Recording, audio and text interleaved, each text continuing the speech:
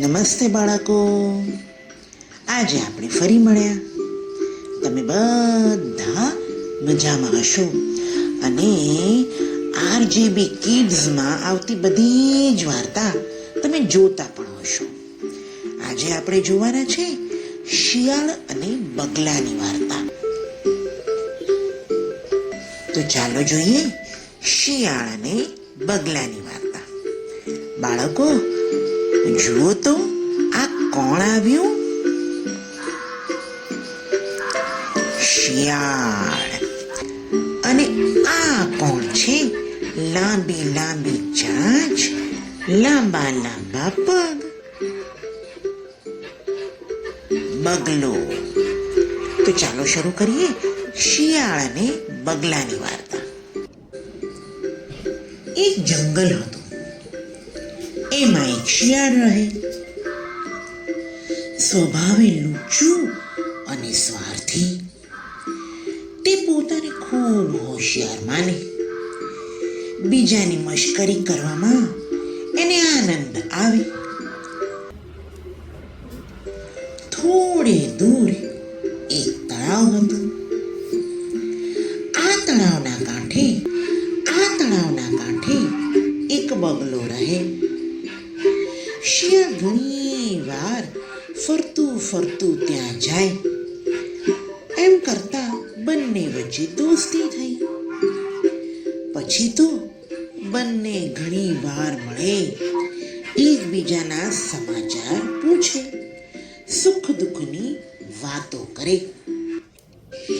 એક દિવસ શિયાળે બગલાને કહ્યું, અરે ઓ બગલાભાઈ, કાલે મારે ત્યાં જમવા આવશો?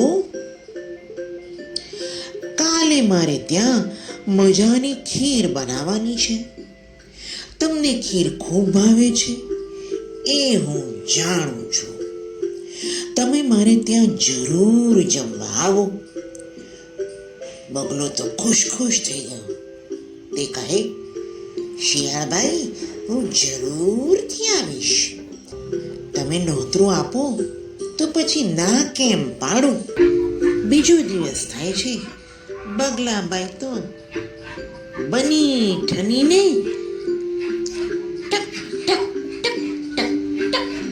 ચાલતા શિયાળભાઈને ત્યાં ગયા.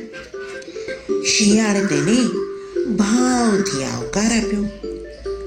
થોડી વાર પછી તેણે કહ્યું, બગલાભાઈ, પધારો, જમવાનું તૈયાર જ છે. શિયાળે તો સરસ મજાની ખીર બનાવી હતી. તેણે ખીર એક છીછરી રકાબીમાં પીરસી. પછી બગલાભાઈને કહ્યું, બગલાભાઈ, ખીર ખાવાનું શરૂ કરો. બગલાની તો ચાંચ લાંબી, છીછરી ડીશ.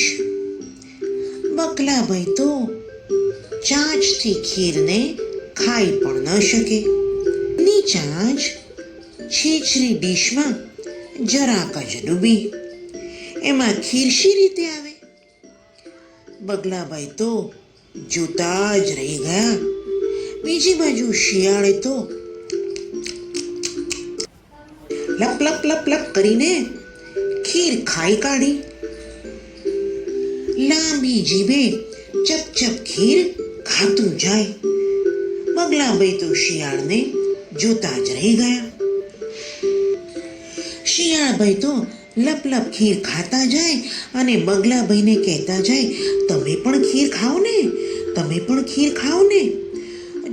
જોતામાં બધી જ ખીર શિયાળભાઈ તો ઝાપટી ગયા અને ધરાઈ ગયા.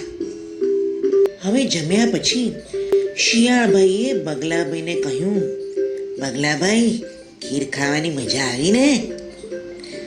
બગલો બિચારો શું બોલે.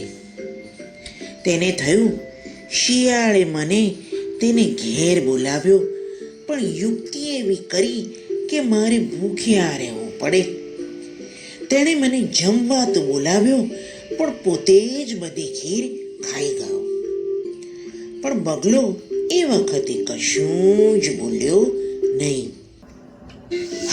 બગલાભાઈને થયું આ લુચ્ચા શિયાળને બોધપાઠ શીખવવો જ પડશે. બગલાભાઈએ થોડી વાર પછી વિદાય લીધી. શિયાળે વિદાય આપતા કહ્યું, બગલાભાઈ, તમને મારું જમણ ગમ્યું તો ખરું ને?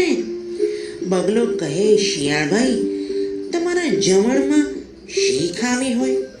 તમે મને પ્રેમથી જમવા બોલાવ્યો, એ માટે મારે તમારો આભાર તો માનવો જ પડે. વળી મારે પણ તમને જમવા બોલાવવા પડે. આવતીકાલે તમે મારે ત્યાં જમવા આવો. આમાંય તમને ખીર ખૂબ જ ભાવે છે, તેથી હું તમને ભાવતી ખીર જ બનાવીને જમાડીશ. શિયાળ તો કે, વાહ વાહ, મજા આવી જશે.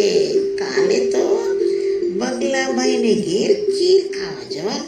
બીજો દિવસ થાય છે. શિયાળભાઈ તો ટહેલતા ટહેલતા કરતા કરતા આજે તો ખીર ખાવાની છે, મજા આવશે એમ કરતા કરતા બગલાભાઈના ઘરે પહોંચ્યા. બગલાભાઈ કહે છે, પધારો શિયાળભાઈ, જમવાનું તૈયાર જ છે. બગલાએ ખીર પીરસી. ખીર તો સરસ મજાના મોટા ઘડામાં પીરસી. હવે તો બગલાભાઈ તો સાંકડા મોઢાવાળા એક ઘડામાં શિયાળબાઈની ખીર પીરસી. હવે શિયાળબાઈને કહ્યું, શિયાળભાઈ, ખીર ખાવાનું શરૂ કરો. ચાલો ખીર ખાઈએ. બગલાભાઈએ ઘડાની અંદર પોતાની ચાંચ ડૂબોડીને ફટ ફટ ફટ ફટ ફટ ફટ ફટ ફટ ખીર ખાવા માંડી. શિયાળભાઈ તો જોતા જ રહી ગયા. તે આ ઘડામાંથી ખીર કેવી રીતે ખાઈ શકશે?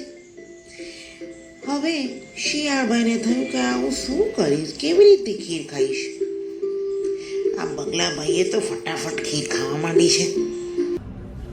સાંકડા મોઢાવાળા ઘડામાંથી શિયાળભાઈથી તો ખીર પણ ન ખવાય.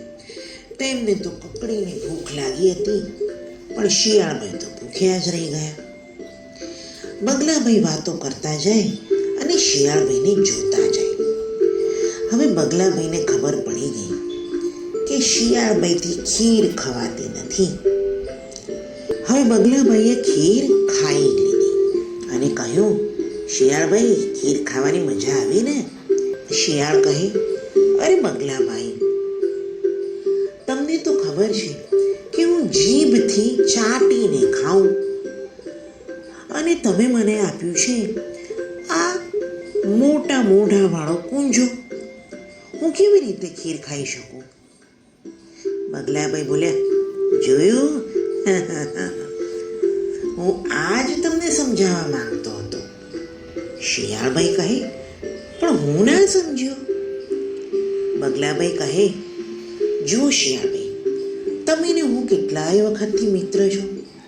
તમે તો મને જાણો છો ને કે મારી લાંબી ચાંચ છે, અને હું જ્યારે તમારા ઘરે જમવા આવ્યો ત્યારે તમે મને ખીર ડીશમાં આપી, એક છીછરી રકાબીમાં આપી, એક છીછરી ડીશમાં આપી, તો હું કેવી રીતે ખાઈ શકું? શિયાળભાઈ તો વિચારમાં પડી ગયા. અરે બગલાભાઈ, મેં તો આવું વિચાર્યું જ નહોતું. બગલો કહે, આ જ વાત હું તમને સમજાવવા માંગતો હતો. શિયાળભાઈ, જેવી રીતે તમને જીભથી ખાતા ફાવે છે, એવી રીતે મને ચાંચથી ફાવે છે, માટે મેં થોડાક મોટા મોઢાવાળો કુંજો લીધો છે. શિયાળભાઈ કહે છે, અરે બગલાભાઈ, મારી ભૂલ થઈ ગઈ. હવેથી હું યાદ રાખીશ કે જ્યારે પણ તમને મારા ઘરે બોલાવીશ ત્યારે મોટા મોઢાવાળો કુંજો રાખીશ અને એમાં ખીર ખવડાવીશ. બગલાભાઈ કહે છે, અરે અરે અરે, સમજી ગયો. પણ શિયાળભાઈ, તમે ચિંતા ના કરો. મેં તો તમને સબક શીખવાડવા માટે મારા જ જેવો કુંજો આપ્યો તો જમવા માટે, પણ તમારી માટે બગલાભાઈ ખીર લઈ આવ્યા. પછી તો બંને મિત્રોએ પોતપોતાના વાસણોમાં ખીર ખાધી અને ખાધું પીધું અને મજા કરી. બાળકો, વાર્તા ગમે તો અમારી ચેનલ RJB Kidsને લાઈક કરજો, શેર કરજો અને સબસ્ક્રાઈબ કરજો. હવે બીજી વાર્તા સાથે ફરી મળીશું. આવજો.